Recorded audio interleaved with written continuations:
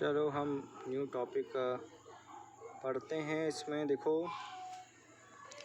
यहाँ पर पहुँच चुके थे हम रेडिकल्स में, ठीक है। तो radicals are of 3 types, simple radical, compound radical and polyatomic radical, ठीक है। इसकी पॉली एटॉमिक रेडिकल का यहाँ पर एग्जांपल दिया है, देखो SO4 2- दिया हुआ है ना, SO4 2- दिया। तो देखो यहाँ पर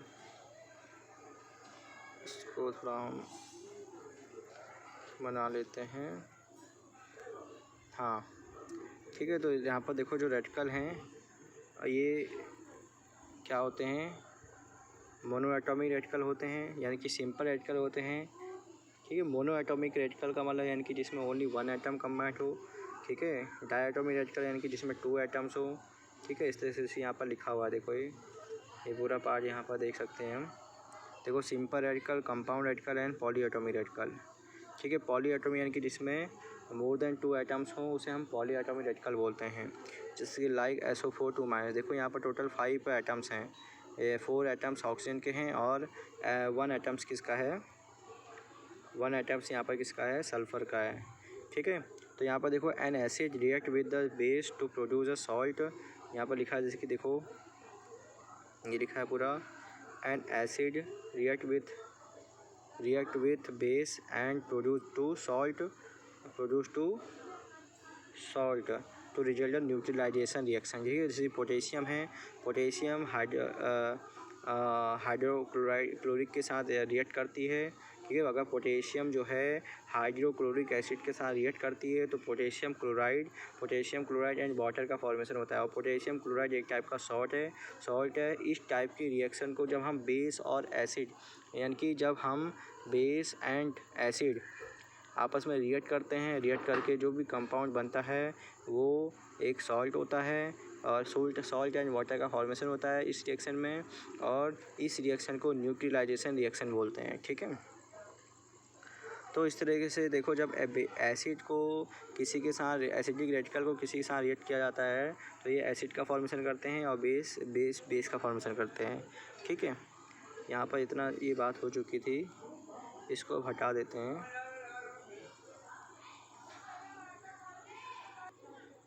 देखो इसमें कुछ दे रखे हैं, इम्पोर्टेंट हैं, ये नीचे थोड़ा कर लेते हैं इसको। देखो ये list of the some common electrovalent positive ions, ठीक है।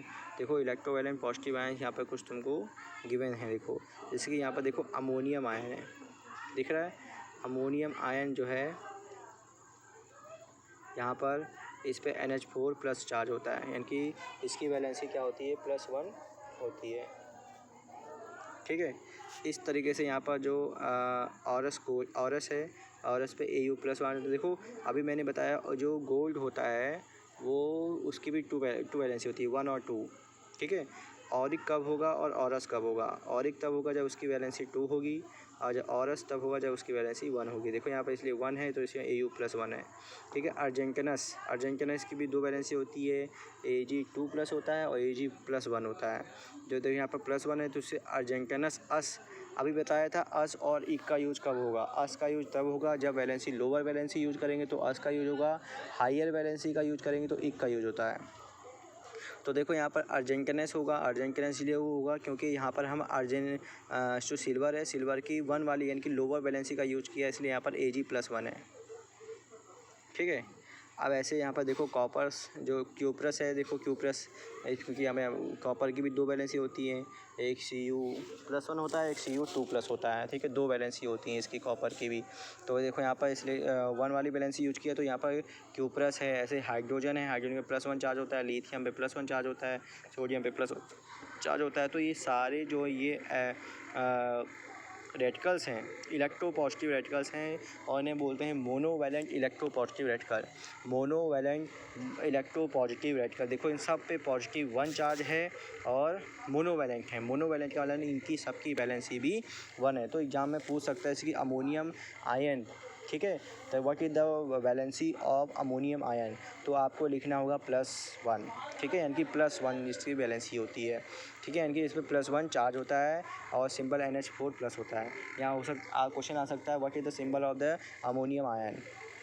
तो क्वेश्चन NH जो क्या कहते हैं, जो 4 ऑप्शन दिए होंगे NH4+1 होगा उसमें, तो उस पर टिक करना होगा, ठीक है। जैसे ऐसे डाइवैलेंट होते हैं, डाइवैलेंट इलेक्ट्रोपॉजिटिव रेडिकल्स होते हैं। तो डाइवैलेंट इलेक्ट्रोपॉजिटिव रेडिकल्स क्या होते हैं, यानी कि जिसमें 2 एटम्स हो, ऐसे रेडिकल्स जो 2 एटम्स कंबाइन करता हो उसे हम डाइवैलेंट इलेक्ट्रोपॉजिटिव रेडिकल बोलते हैं। तो ये देखो, ये सारे जितने भी हमको दिखाई दे रहे हैं डाइवैलेंट इलेक्ट्रोपॉजिटिव रेडिकल्स हैं। इन सब में अर्जेंटिनिक है, देखो वहाँ पर 1 था तो अर्जेंटस था, ठीक है, यहाँ पर 2 है तो इसलिए यहाँ पर अर्जेंटिक है, ठीक है। सिल्वर यानी क्योंकि 2 वैलेंसी लिया है। बेरियम है, बेरियम की 2 वैलेंसी है, ठीक है। कैल्शियम की 2 वैलेंसी है, देखो यानी कि यहाँ पर जो कैल्शियम, कॉपर, ठीक है, आयरन, मैग्नीशियम, इन सब में 2 एटम्स हैं, यानी कि 2 आयंस हैं, समझ में नहीं है। तो इसे बोलते हैं 2 डाई एटॉमिक, यानी कि डाईवैलेंट इलेक्ट्रोपॉजिटिव। वैलेंट का मतलब वैलेंसी, यहाँ पर 2 वैलेंसी है, डाईवैलेंट का मतलब 2 वैलेंसी हो जिसमें, ठीक है। देखो यहाँ पर निकेल में भी यहाँ पर 2+ है, प्लम्बस देखो यहाँ पर +2 है, ठीक है। प्लम्बस जो प्लम्बम होता है, लेड जो होता है उसकी 2 भी होती है, 4 भी होती है। तो यहाँ पर हमने लोअर वैलेंसी का यूज़ किया, इसलिए यहाँ पर प्लम्बस का यूज हुआ है। ऐसे प्लेटिनस जो है यहाँ पर Pk2+ है। स्टेनस जो है यहाँ पर 2 लिया गया, 4 भी होती है इसकी, अभी पीछे हमने उसमें बताया था वीडियो में। स्टेनिक यानी कि स्टेनिक भी होती है, जब वहाँ पर वो क्या होता है, इसकी SnCl4 बताया था एग्जांपल देके, SnCl4। तो यहाँ पर Sn की कितनी वैलेंसी थी, 4 वैलेंसी थी, यहाँ पर 2 है तो यहाँ पर स्टेनस का यूज किया गया है, ठीक है। जिंक यहाँ पर Z2+ है, ठीक है। ऐसे ट्राईवैलेंट होते हैं, इसमें 3 आइटम्स होते हैं, इसकी एल्यूमिनियम हो गया, आर्सेनिक हो गया, ऑरिक हो गया, बिस्मिथ हो गया, क्रोमियम हो गया, फेरिक हो गया। इन सब में देख सकते हैं यहाँ पर सब में ये 3 आयंस हैं, यानी कि 3 पॉजिटिव आयंस हैं, ठीक है। इलेक्ट्रोपॉजिटिव रेडिकल्स हैं ये सारे, यानी कि 3 पॉजिटिव चार्ज है तो इसे बोलते हैं ट्राईवैलेंट बोलेंगे, यानी कि इनकी वैलेंसी 3 है तो इसलिए ट्राईवैलेंट बोलेंगे।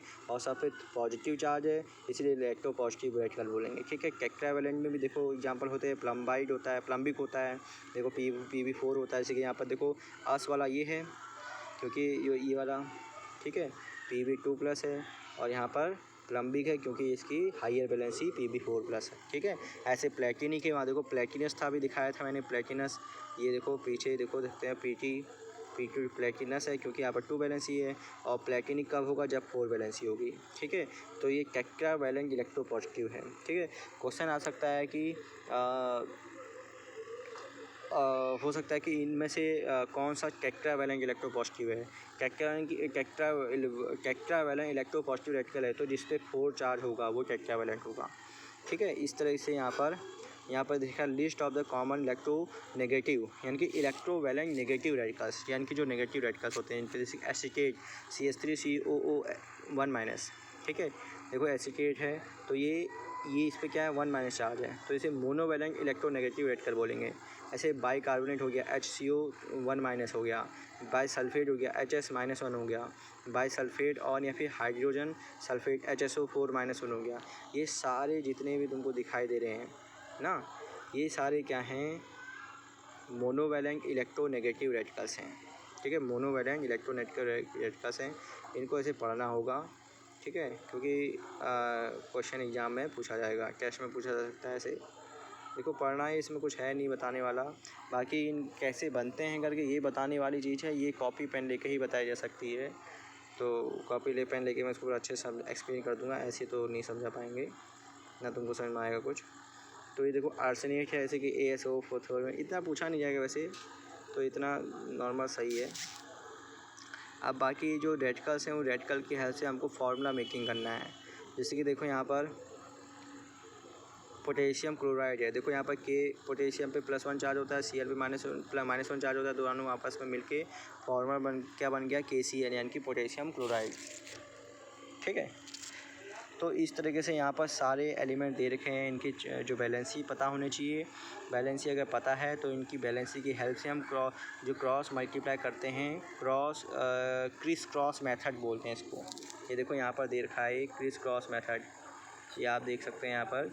क्रिस क्रॉस मेथड की हेल्प से हम इनका फार्मूला मेकिंग करते हैं, ठीक है। समझ में नहीं है?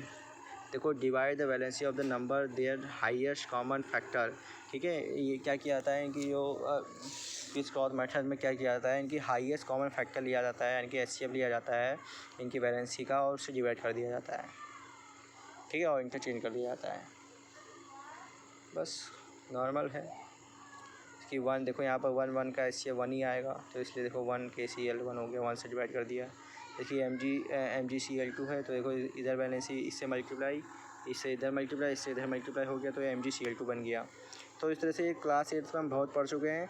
इसमें अगर कोई भी क्वेश्चन इसमें इस वाले पोर्शन में अगर कहीं पे भी दिक्कत हो तो मेरे से बता देना, मैं वो सब समझा दूँगा, ठीक है। इसमें कोई दिक्कत नहीं है, इसमें भी कोई दिक्कत नहीं होगी, जैसे कि देखना, ठीक है। ये वाले पोर्शन में इसकी नेमिंग सर्टेन कॉमन, कहीं दिक्कत हो बताना, मैं बता दूंगा। बाकी इसकी क्वेश्चन में देखो व्हाट इज़ अ सिंबल, जो वहाँ पर उसमें समझाया था, ठीक है। नीचे लिखा है देखो 4th नंबर क्वेश्चन है, what do the following symbol stand for, H, H2 and 2H। देखो H यहाँ पर यानी कि एक हाइड्रोजन एटम की बात कर रहा है, H2 यहाँ पर एक मॉलिक्यूल है, ठीक है, एंड 2H क्या है, 2 एटम्स ऑफ हाइड्रोजन है, ठीक है। बाकी कुछ नहीं है, यही है, ठीक है। अभी के लिए इतना रखते हैं, बाकी अच्छे से करना, ठीक है। Thanks, good night.